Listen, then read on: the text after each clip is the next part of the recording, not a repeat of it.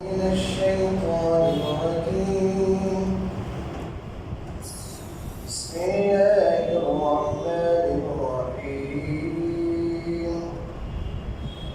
إنما حرم عليكم الميتة والدم ولحم الخنزير وما أهل به لغير الله فمن اضطر غير باغ ولا عاد فلا إثم عليه إن الله غفور رحيم إن الذين يكتمون ما أنزل الله من الكتاب ويشترون به ثمنا قليلا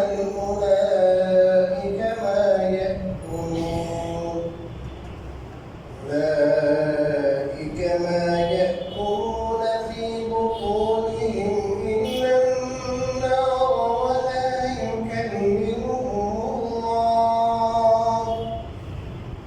ولا يكلمهم الله يوم القيامة ولا يزكيهم ولهم عذاب أليم صدق الله العظيم الحمد لله মহান আল্লাহর দরবারে অসংখ্য শুকরিয়া আদায় করছি যিনি আমাদেরকে প্রতি সপ্তাহের ন্যায় আজও ধারাবাহিক তাফসীর কোরআনের মধ্যে প্রসার দান করেছেন। আমি আপনাদের সামনে আজ সূরাতুল বাকারার 173 এবং 174তম আয়াত তেলাওয়াত করছি। আমার তেলাওয়াতকৃত আয়াতটি প্রথম আয়াতের প্রথম অর্ধেকের তাফসীর হয়েছিল। গত সপ্তাহে এক আয়াত হয় নাই, এক আয়াতের অর্ধেকের তাফসীর হয়েছিল। বিষয়বস্তু অনেক ব্যাপক ছিল, লম্বা ছিল। তাফসীর বোঝার সুবিধার্থে আমরা এই আয়াতের শুরু থেকে আবার শুধু তর্জমাটা করি, তারপরে আয়াতের দ্বিতীয়াংশের তাফসীর করা আল্লাহ বুঝব না। আল্লাহ বলেন ইন্নামা হারামা আলাইকুমুল মাইতাতা ওয়াদ-দামা ওয়া লাহমাল খিনজির, নিশ্চয় আল্লাহ তোমাদের জন্য হারাম করেছেন মৃত প্রাণী, রক্ত এবং শুকরের গোশত, ওয়া উহিল্লা বিহি লিগাইরিল্লাহ, এবং আল্লাহ ছাড়া অন্যের নামে যেই জন্তু জবাই করা হয়েছে তাও আল্লাহ হারাম করেছে। فمن اضطر غير باغ ولا عاد فلا إثم عليه, তবে যে ব্যক্তি অন্যপায় হইয়া বাধ্য হইয়া কিছু খায় এমন অবস্থায় যে গাইরা বাগিন ওয়ালা আদিন, সে স্বাদ আস্বাদনকারী অথবা ওয়ালা আদি সীমালঙ্ঘনকারী না, দুটো কথা বলেছেন। কেউ যদি অনন্যপায় হয়, নিরুপায় হইয়া এই মৃত খায়, মরা প্রাণী খায়, শুকরের গোশত খায়, অথবা যে জিনিস আল্লাহ হারাম করেছেন এই প্রাণী খায় আর কি, এটা নিরুপায় হইয়া, তাহলে ফালা ইসমা আলাইহি, তার কোনো গুনাহ নেই। এখানে আল্লাহ দুটি কথা বলেছেন, একটা হলো গায়রা বাগিন আর একটা হলো ওয়ালা আদি। গায়রা বাগিনের অর্থ অনেক মুফাসসিরিনে কেরাম লিখেছেন যে মৃত প্রাণী খাইল, শুকরের গোশত খাইল, কারণটা কি? কারণটা হলো বাধ্য হয়ে, মনে করেন এমন সিচুয়েশনে পড়ছে এখানে মৃত প্রাণী ছাড়া বাঁচার কোনো উপায় নেই, এখানে এটাই আছে। এমন অবস্থায় কখনো যদি কদাচিৎ হয়ে যায় এখানে শুকরের গোশত খাওয়া ছাড়া বাঁচার কোনো কি নেই, মরা প্রাণী ছাড়া খাওয়ার কোনো বাঁচার কোনো কি নেই উপায়, তো সে তার প্রাণে বাঁচার জন্য যদি কিছু খায় খাওয়ার সময় একটু খেয়ে দেখে যে শুয়োরের গোস্ত তো মজাই তো আছে, ভালোই দেখে কি লাগে, মজা লাগে। এই স্বাদ নেওয়া যদি উদ্দেশ্য না, সিরিয়ালের কারণে আপনি বলেছেন বলা বাঘের মানে স্বাদ নেওয়া, বাগাইয়ের নিয়ন্ত্র খোঁজা, তালাশ করা, সেটা কি বুঝতেছে, মজা বুঝতেছে।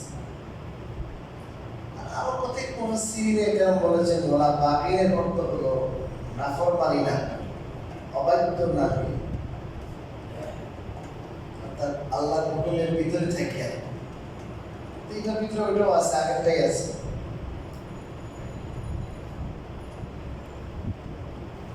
বলা আদিলের মানে সীমালঙ্ঘন না করে, মানে তার যতটুকু দরকার এর চেয়ে বাইরে না, প্রাণ বসাগত প্রাণ বের হয়ে যাবে যতটুকু খাইলে। আরো দিতে বলা হয় সত্যের অভাব, সে প্রাণে বাঁচবে। এখন তার ক্ষুধা নিবারণ করার জন্য যদি পেট ভরে খাওয়া শুরু করে, এটা সীমালঙ্ঘন হবে। তেলেফানা ইসমাইল তার কোনো গুণা না। ইন্নাল্লাহা গফুরুর রহিম, যদি হারাম খাইলো, হারাম খাওয়ার কারণে তার কোনো গুণা নাই, বরং নিশ্চয় আল্লাহ গফুরুর রহিম, ক্ষমাশীল এবং দয়াশীল। আল্লাহ ক্ষমাও করবেন, দয়াও করবেন। এখান থেকে মুফাসসিরিনে কেরাম লিখেছেন একটা শরীয়তের বিরাট একটা নিয়ম উসুল বুঝে আসে। শরীয়তের উসুল কি? কোনো জিনিস যদি হারাম হয়ে যায়, নাজায়েজ, তাহলে কেউ যদি বাধ্য হয়ে যায় এখন সে মারা যাবে, এই বাধ্য হইয়া এই জিনিস যদি সে প্রয়োজন মাফিক খায়, যতটুকু প্রয়োজন আছে, এটা তার জন্য কি হবে, হালাল হবে, জায়েজ। তবে মনের মধ্যে এটা থাকতে হবে যে আমি যে জিনিসটা খেতেছি এটা তো কিনা হালাল নয়, এটা হারাম। এটার প্রতি তার ঘৃণা, এটার প্রতি যে অশ্রদ্ধা, এটা থাকা উচিত। খাওয়ার পরে যদি লাগে, ভালো লাগে, আর যদি আর একটু বেশি খায়, যতটুকু বেশি খাবে ততটুকু তার জন্য হারাম।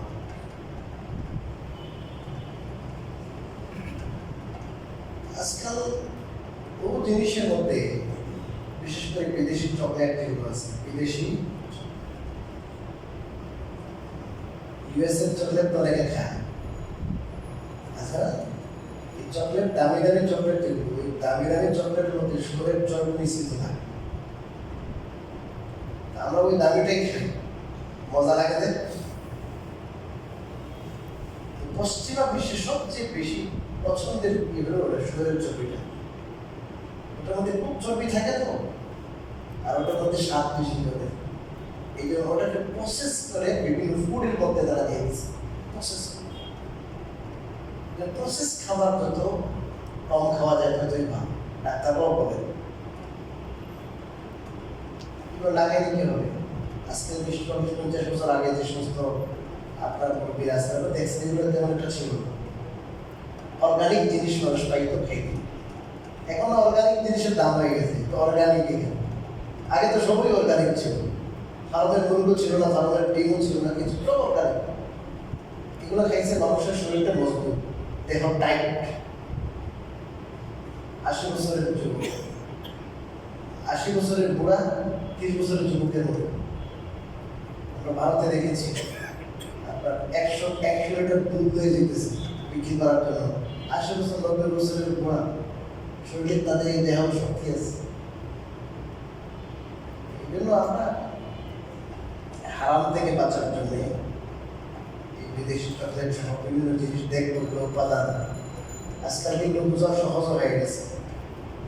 এগুলো থেকে একটু বিরত থাকার চেষ্টা করি। শরীরের গোষ্ঠটাকে ব্যাপক করার জন্য, শরীরের গোষ্ঠ যদি ইনপুট করে আমাদের সরকার অথবা এক্সপোর্ট করে অন্য দেশ, তাহলে এটা মুসলমানরা মেনে নেবে না। এই জন্য এটা একটা সূক্ষ্ম কৌশলে শরীরের অংশ ঢুকাই দিয়েছে বিভিন্ন মজাদার খাবারের মধ্যে।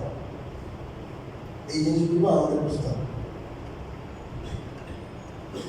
এরপরে আল্লাহ বলেন, ইন্নাল্লাযীনা ইয়াকতুমুনা মা আনজালাল্লাহু মিনাল কিতাবি ওয়া ইয়াশতারুনা বিহি সামানান নিশ্চয় যারা গোপন করে মা আনজালাল্লাহু মিনাল কিতাব, আল্লাহ যে কিতাব নাযিল করেছেন তা, ওয়ায়াশতারুনা বিহি সামানান কালিলা, আর এর বিনিময়ে অল্প মূল্য গ্রহণ করে, উলাইকা মা ইয়াকুলুনা ফি বুতুনিহিম ইল্লান নার, তারা তাদের পেটে আগুন ছাড়া অন্য কিছু করে না। ওয়ালা ইউকাল্লিমুহুমুল্লাহ, আর তাদের সাথে আল্লাহ কথা বলবেন না ইয়াউমাল কিয়ামা, কিয়ামতের দিন।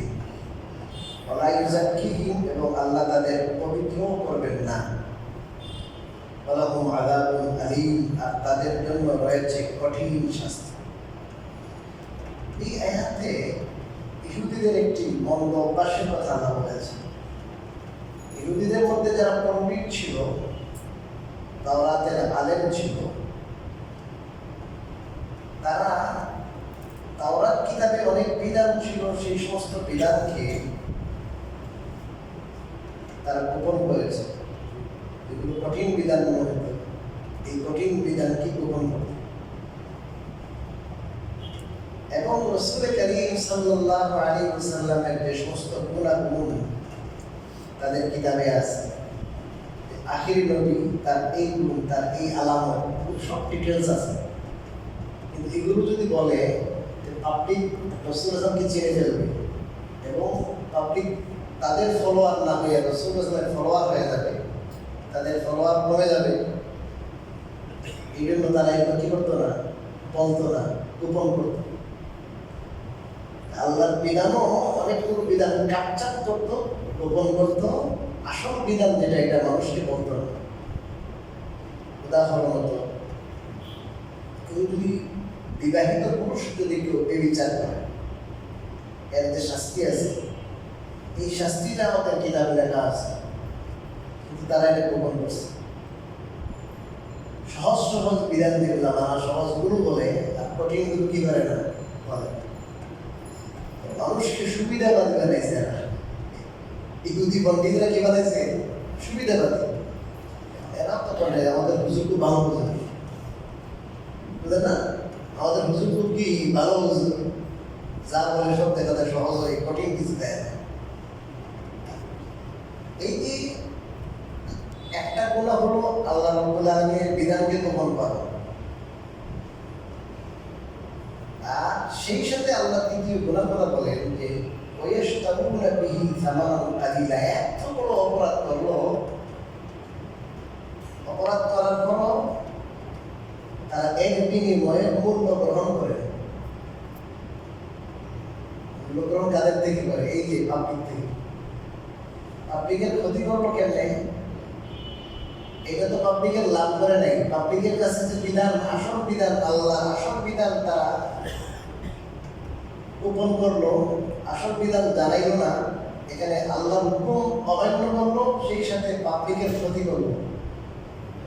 পাবলিকের লাভ করে নাই। পাবলিককে সহজ করার জন্য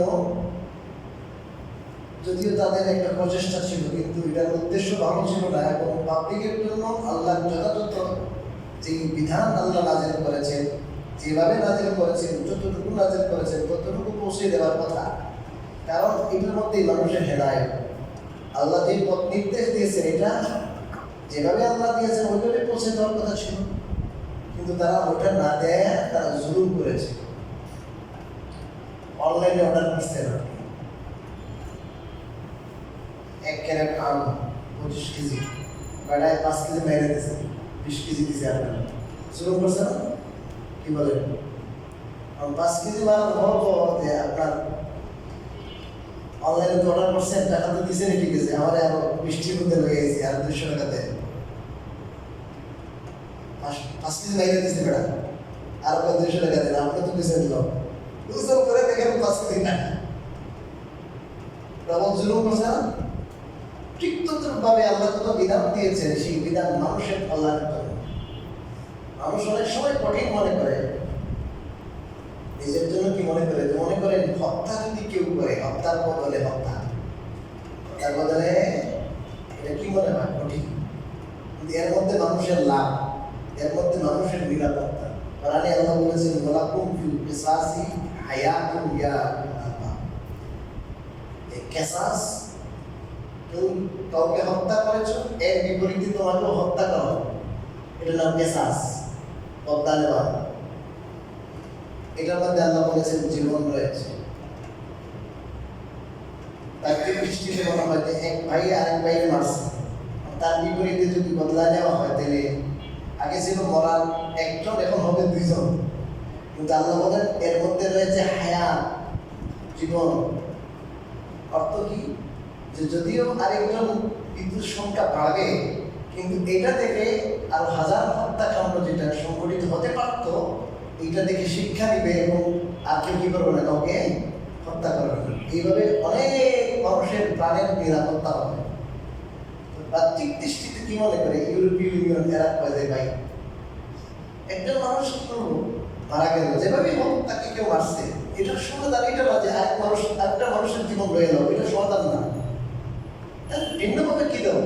শাস্তি দেব। কি শাস্তি দেব? যে আমাদের পকেটের টাকা, জনগণের টাকা দিয়ে আজীবন তাকে জেলে পালবে, এরা কামাই করা লাগবে না।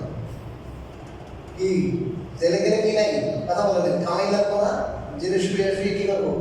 মশারিও দেয়, এখন বালিশও দেয়, দুইটা কম্বলও দেবো, আগে 2 বেলা, এখন 3 বেলা খাবারও দেবো, এখন ফোনে কথা বলতে হবে, ভিডিও কল করতে পারবে। আর বিএনপি যদি হয় তাহলে তো বিএনপি সব সুবিধা হতে হবে। ক্ষতি কি? হত্যা করলো, দর্শন করলো, 2 নম্বরই করলো, কত কিছু।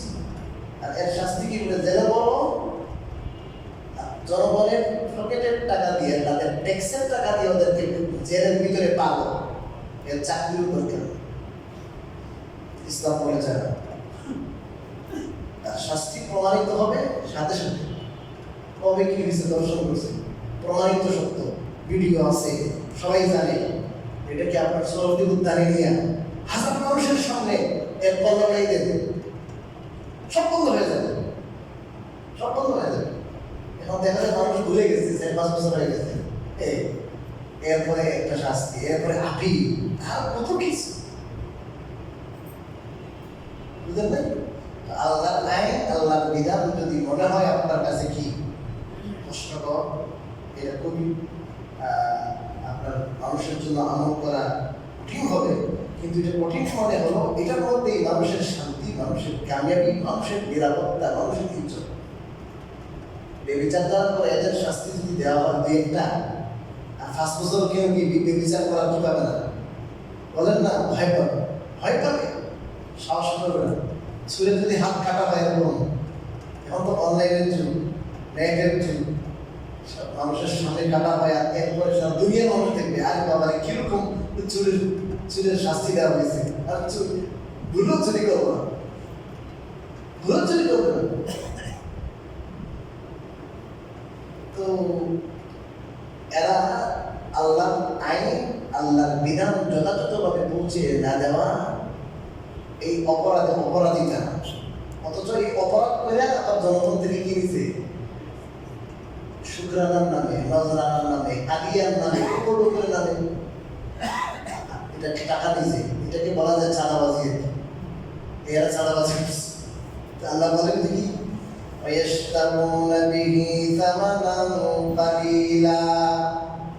এই যে আল্লাহর বিধান গ্রহণ করলো, রাসূলুল্লাহ সাল্লাল্লাহু আলাইহি ওয়াসাল্লামের যে সমস্ত সিমটম ছিল, আলামত ছিল, রাসূল এগুলো সব তার গ্রহণ করেছে।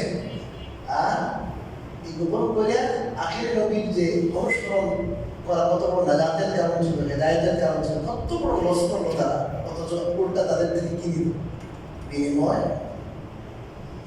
আল্লাহ বলেন এই যে সামান্য পয়সা ডুবে এই কাজটা তারা করলো, মালের ডুবে তারা কি খায়? আল্লাহ বলেন উলাইকা মা ইয়াকুলুনা ফি বুতুনিহিম ইল্লান নার। এরা তাদের পেটের মধ্যে আগুন ছাড়া অন্য কিছু করতেছে না। বাহ্যিকভাবে মনে হয় যে টাকা খাইতেছে, টাকা দিয়ে কিছু কিনবে, পেটের জন্যই তো। কি বলেন? এই জন্য পেটের জন্য টাকা দিয়ে বড় মাছ খেলো, নদীর মাছ, হাওরের মাছ খেলো, খাসির গোস্ত খাইলো, হরিণের গোস্ত খাইলো, পেটে ভালো ভালো জিনিস ঢুকবে না। আল্লাহ বলেন যদিও হরিণের গোস্ত, যদি যদিও আপনার গরুর গোশত, যদিও দেশি গরু, দেশি আপনার মাছ, এগুলো প্রকৃতপক্ষে সে কি ঢুকাইতেছে পেটে, আগুন ঢুকাইতেছে। অর্থাৎ যদিও মাছ গোশত ভালো ভালো জিনিস, ভালো ফলমূল পেটে পড়তেছে, কিন্তু কিছুদিন পরে যখন এটার হিসাব হবে তখন এই সবগুলো কিসের কারণ হবে? জাহান্নামে আগুনের কারণ হবে। সেই কথা আল্লাহ তাআলা এতিমের মাল যারা খায়, কারণ এতিম ছোট, দুর্বল, কিছু বলতে পারে না, চাচারা মাইনে দেয়, আছে না? আল্লাহ বলেন এই যে এতিমের মাল তারা জুলুম করে খাইতেছে, এরা এদের পেটের মধ্যে এতিমের মাল খাইতেছে না, কি ঢুকাইতেছে? আগুন ঢুকাইতেছে, আগুন ঢুকাইতেছে। সেই কথা আল্লাহ বলেছেন যারা এই আপনার ইহুদিদের এই পণ্ডিতরা এই কাজ করতো, আল্লাহ রাব্বুল আলামিন বলেন এই কাজই ওই কাজের মতো, জাহান্নামের আগুন ঢুকাইতেছে। তারপর আল্লাহ বলেন ওয়ালা ইউকাল্লিমুহুমুল্লাহু ইয়াওমাল কিয়ামাতি ওয়ালা ইউযাক্কিহিম, এদের সাথে কিয়ামতের দিন আল্লাহ কথা বলবেন না। 2 নম্বর, কিয়ামতের দিন আল্লাহ কি বলবেন না? কথা বলবেন না। তো এখানে একটা প্রশ্ন খুব ইন্টারেস্টিং, সেটা হলো আল্লাহ কথা বলবেন না তো কি হয়েছে? আল্লাহ কথা বলবেন না, এটা কোনো শাস্তির লোক? কোন দুশ্মনকে যদি বলে তোর সাথে আমি কি বলবো না, কথা বলবো না, এটা কোনো শাস্তি? সে বলবো তুমি কথা না বলে আরো ভালো, তোমার সাথে আমার তো কোনো কি নেই, সম্পর্কই নেই, বলে না, তো কথা বলছো তো কি জানো তো ভালো হোক, আমি তো এমনি তোমার সাথে কি করতে পারি না, কথা বলি না। মুফাসসিরিন কেরাম এর জবাব দিয়েছে যে একজন মানুষ সে যত বড়ই অপরাধী হোক না কেন, কাফের হোক না কেন, সে কার বান্দা? বলেন আল্লাহর বান্দা, আল্লাহর মাখলুক। তার ভিতরে আল্লাহ তাআলার মহব্বত আছে, ভালোবাসা আছে। এই মহব্বত ভালোবাসা কুফরির কারণে, শিরকের কারণে, অপরাধের কারণে, গুনাহের কারণে এটা ঢাকা আছে, চাপা আছে। চাপা, যেমন আগুন আছে এক জায়গায়, আগুন কয়লা আছে, জ্বলন্ত কয়লা, এর উপরে অনেকগুলো ছাই দিয়ে দিয়েছিলাম, নিচে কি আছে? কথা বলেন না, আগুন আছে না? ঠিক তদ্রূপভাবে অন্তরের মধ্যে আল্লাহর মহব্বত আছে, আল্লাহর পরিচয় আছে। আল্লাহ যেহেতু স্রষ্টা, আমরা সৃষ্টি, আর আল্লাহ আমাদের স্রষ্টা। কাফেরও স্রষ্টা, আবু জাহল, উতবা, শাইবা, ফেরাউন, কারুন, নমরুদ, সবগুলোর সৃষ্টিকর্তা যেহেতু আল্লাহ, আল্লাহর সাথে এদের একটা কানেকশন আছে না? নাই, আছে। কিন্তু এই শিরকের কারণে, কুফরের কারণে, অহমিকার কারণে, হটকারিতার কারণে, ইত্যাদি ইত্যাদি অপরাধের কারণে তাদের এই জিনিসটা চাপা পড়ে গেছে। কি পড়ে গেছে? চাপা। কিয়ামতের দিন যখন হাজির হবে, আল্লাহর কাছে হাজির হবে, তখন তাদের ওই চাপা যেটা ওটা চলে যাবে। তখন বুঝে আসবে আমার সৃষ্টিকর্তা তো তিনি, তার সাথেই তো আমার সম্পর্ক হওয়া উচিত ছিল। আল্লাহর ভালোবাসা, আল্লাহর মহব্বত তখন তার ভিতরে জাগ্রত হবে। যেটা দুনিয়াতে ছিল চাপা পড়া, ওই সময় জাগ্রত হবে। ওই সময় যদি আল্লাহ কথা না বলেন, ওই কথা না বলাটা তাদের জন্য বিরাট শাস্তির কারণ। কথা কি বুঝতে পারলাম? আরেকটা বিষয়, হাদিস শরীফে রাসূল করিম সাল্লাল্লাহু আলাইহি ওয়াসাল্লাম বলেছেন, মা মিনকুম মিন আহাদিন ইল্লা সাইকাল্লিমুহু রাব্বুহু লাইসা বাইনাহু ওয়া বাইনাহু তারজুমান। তোমাদের মধ্যে প্রত্যেক মানুষের সাথে আল্লাহ সরাসরি কথা বলবে। জাহান্নামী যে তার সাথে কথা বলবে, জান্নাতি যে তার সাথে, সবার সাথে আল্লাহ কি বলবেন? ডাইরেক্ট কি বলবেন? আর আয়াতে বলা বললো আল্লাহ কি বলবেন না, কথা বলেন না। কথা এই সমস্ত অপরাধী যারা, এদের সাথে আল্লাহ কথা বলবেন না। হাদিসে আছে সবার সাথে কথা বলবেন, এখানে আছে কি বলবেন না। এটা হাদিসে আর কোরআনের আয়াতে দ্বন্দ্ব হতে পারে না, কারণ হাদিস এটাও ওহী, কোরআন এটাও ওহী।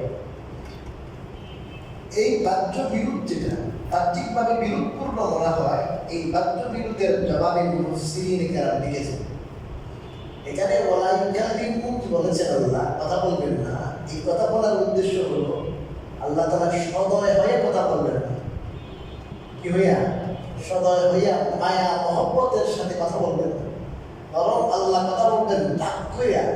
আল্লাহ রাব্বুল আলামিন কথা বলবেন শাস্তির কথা, আল্লাহ কথা বলবেন অপমানজনক কথা, আল্লাহ কথা বলবেন এমন কথা যেটা তার গায়ে ধরবে, তার অন্তরের মধ্যে পৃথিক সৃষ্টি আপনার সঞ্চার হবে, ওই ধরনের কথা বলবেন।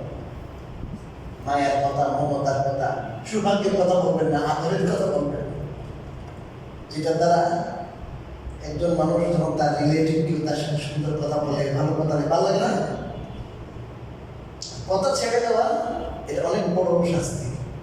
মনে করেন আপনার স্ত্রী আপনার সাথে কথা বলে না, আপনার সাথে মহব্বত খুবই ভালোবাসার 20-25 বছর যাওয়ার সম্পর্ক, হঠাৎ করে একবারে টোটাল কোনো কথা নেই, ফোন নম্বর ব্লক করে দিয়েছে। কিরকম কষ্ট লাগবো? কি রে, আমি কি অপরাধ করলাম? আমার এই লোকটা আমার সাথে কি বলে না, দেখা হইল কি বলে না কথা। এই জন্য হাদিসে আছে, লা ইয়াহিল্লু লিমুমিনিন আন ইয়াহজুরা আখাহু ফাওকা সালাসা লায়ালিন। 3 রাত এর থেকে বেশি কোনো মুমিনের জন্য দুনিয়াবি কারণে কারোর সাথে সম্পর্ক হচ্ছে হালাল না। কি কারণে বলেন? দুনিয়াবি কারণে। জাগতিক কোনো কারণে কারোর সাথে আপনার বিবাদ হতে পারে, কারোর সাথে তর্ক হতে পারে, কারোর সাথে কথা টক্কর হতে পারে। এটা 1 দিন 2 দিন 3 দিন পর্যন্ত, 3 দিন থেকে বেশি যদি হয়ে যায়, এটা পরবর্তীতে হিংসার দিনে উঠবে। কিসের উঠবে? হিংসা, এরপরে ঝগড়া, এরপরে কথার ঝগড়া, এরপরে আপনার অস্ত্রের ঝগড়া, হত্যা পর্যন্ত হতে পারে কিনা। তো মুসলমান যেন মিলেমিশে থাকে, কারোর সাথে ঝগড়া বিবাদ না থাকে, পরস্পর কি থাকে, সৌহার্দ্যপূর্ণ যেন সম্পর্ক থাকে। এটা হলো কোরআন হাদিসের নির্দেশনা। এই জন্য কারোর সাথে যদি মন কালাকালি হয়, কারোর সাথে যদি আপনার কোনো ধরনের কষ্টের আচরণ হয়ে থাকে, এটা 3 দিনের ভিতরে কি হয়ে যায়? মিটমাট, কথা বলেন না, হয়ে যায়। কিন্তু দিনই কারণে যদি কারোর সাথে কোনো দ্বন্দ্ব হয়, সম্পর্ক চেঞ্জ হয়, দিনই কারণে, এটা জায়েজ আছে, এটা অনেক সংকুচিত। তো এদেরকে আল্লাহ রাব্বুল আলামিন এই সদয়পূর্ণ আচরণ কথা থেকে আল্লাহ তাআলা বঞ্চিত রাখবেন, এটা একটা শাস্তি। 3 নাম্বার, ওয়ালা ইউযাক্কিহিম, এদেরকে আল্লাহ পবিত্র করবেন না। এটার অর্থ কি? এটার অর্থ হলো গুনাহ, আমরা যে গুনাহ করি না, শিরক থেকে নিয়ে যত প্রকারের গুনাহ আছে, প্রত্যেকটা গুনাহ হলো নাপাকি। যেমন পেশাব পায়খানা নাপাক না, ওইরকম গুনাহ কি? পেশাব পায়খানার দ্বারা মানুষের দেহ নাপাক হয়, পেশাব পায়খানার দ্বারা মানুষের কাপড় নাপাক হয়, আর গুনাহের দ্বারা মানুষের আত্মা নাপাক হয়। কি নাপাক হয় বলেন? আত্মা। তো যেই মানুষ কোনো গুনাহ করে তার আত্মা কি হয়? নাপাক হয়ে যায়। আর যেই মানুষ আধ্যাত্মিকভাবে নাপাক হয়ে যায়, ওই মানুষের জন্য জাহান্নাম অবধারিত, সে জান্নাতের ধারে কাছে যেতে পারে। কোনো মানুষের গায়ে যদি পেশাব পায়খানা থাকে, গন্ধ থাকে, বলেন দেখি সে মসজিদে আসবে, আপনারা ঢুকতে দিবেন? একটা মেথড দিতেছে এখানে, বাথরুম পরিষ্কার করে তাকে ঢুকতে দিবেন? কথা বলেন না। ঠিক তদ্রূপভাবে আল্লাহ রাব্বুল আলামিন তার জান্নাতে এই মানুষের হৃদয়, এই মানুষের আত্মা অপবিত্র, তাকে ঢুকতে দিবেন না। এখন কি হবে? মুমিন মুসলমান যারা গুনাহ করেছে, এদের কি হবে? মুমিন মুসলমান যারা গুনাহ করেছে, এদের অবস্থা দুইটা। এক অবস্থা হলো আল্লাহ রাব্বুল আলামিন তাদেরকে ক্ষমা করে দিবেন। আল্লাহ তাআলা আমাদেরকে এই দলের অন্তর্ভুক্ত করুন, বলেন আমিন। কি করে দিবেন? বলে ক্ষমা করে দিবেন, তওবা ইস্তেগফারের দ্বারা, কান্নাকাটির দ্বারা, অথবা আল্লাহ নিজে অনুগ্রহে এমনি কি করে দিবেন? কথা বলেন না, মাফ করে দিবেন। তো মাফ করে দিলে সে পবিত্র হয়ে যাবে। কিভাবে পবিত্র? আল্লাহ রাব্বুল আলামিন মাফ করে দেওয়ার মধ্য দিয়ে তার অন্তরে গোলার মধ্যে যা দাগ ছিল, অপবিত্রতা ছিল, ওটা আল্লাহ নিজে ডিলিট করে দিবেন, আল্লাহ রিমুভ করে দিবেন, অন্তর কি হয়ে যাবে? বলেন পবিত্র হয়ে যাবে। সে জান্নাতে যাওয়া তার যে যোগ্যতা, এক্সপিরিয়েন্স, এটা তার মধ্যে এসে পড়বে। আমি এমন একটা আলোচনার সামনে আসছি, এটা অনেক মজা, কিন্তু সময় নাই।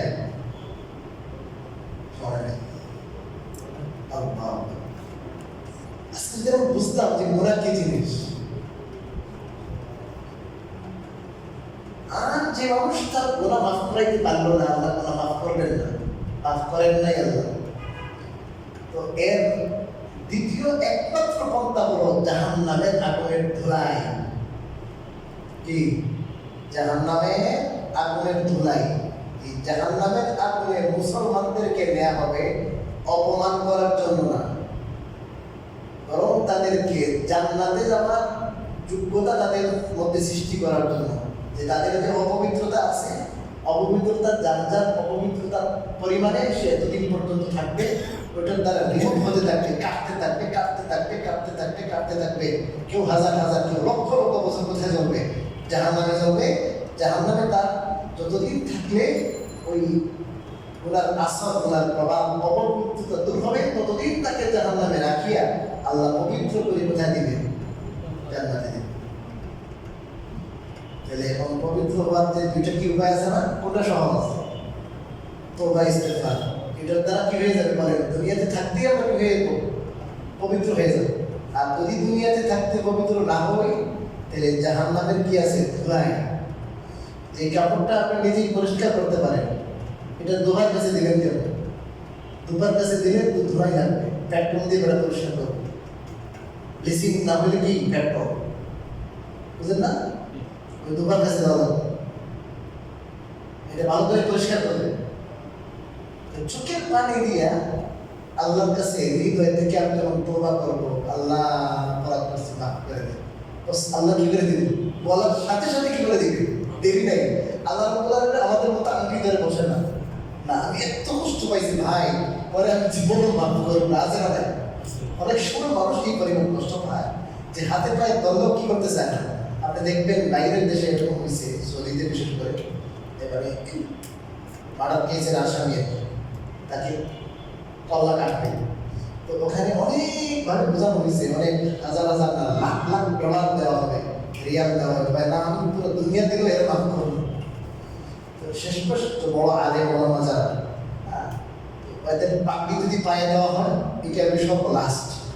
বড় বড় সম্মানী মানুষ এদের পাগড়ি পায়ে ফেলে দিচ্ছে, মাফ করে দেবো। এইটা করার পর না আমি এই অপরাধীদের কি করতে পারবো না, মাফ করতে পারবো না। কারণ মানুষের অন্তরে যে কষ্ট, খুব এটা এমন অনেক সময় বের হইতে চায়। আমরা যে আল্লাহর নাফরমানি করি, আল্লাহর একটা নিয়ামতে ডুবন্ত থাকার পরও আল্লাহ রাব্বুল আলামিন এমন পেকে বসে না যে আল্লাহর কাছে দিল থেকে মন থেকে তওবা করার পরও আল্লাহ তওবা কবুল করে না, এমন না। বরং আল্লাহ তাআলা তওবা করলে আরো বেশি ভালোবাসে। আল্লাহ চায় যে তাড়াতাড়ি আসো, আমার দিকে ফিরে আসো। আল্লাহ অভিনব করে না। সেই আল্লাহর কাছে তওবা যদি না করি, তার কাছে তওবা বলেন। আরো মজার কথা হলো, এই বেটায় গুনাহ করছে, এই গুনাহকে আল্লাহ তাআলা নেকি দিয়ে পরিবর্তন করে দেয়। ওইটা ডিলিট করে দিছে না, খালি এই জায়গা তো খালি, তো এখন খালি দেখতে ভালো লাগে, নেকি লেগে দেয়, নেকি লেগে দেয়। কর্ম গুনাহ এখন কি কর নেকি। এত আজিম, এত বড় দয়ালু আল্লাহ, যদি তওবা না করতে পারি এই দুলাই। এখানে যে আপনার বললেন বলাই কি তাদের পবিত্র করবেন না, অর্থ হলো তাদের পবিত্র করবেন না, অতএব তাকে কোথায় যেতে হবে? কথা বলেন না, জাহান্নামে যেতে হবে। এই অর্থ হলো পবিত্র করবেন না। ওয়ালাহুম আযাবুন আলীম, এই যে আল্লাহ বলতেছেন, আর তাদের জন্য রয়েছে কঠিন শাস্তি।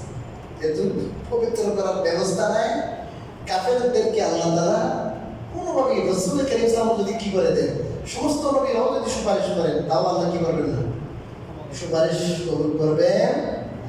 নবীরা কাফিরদের ব্যাপারে সুপারিশ করবেন না।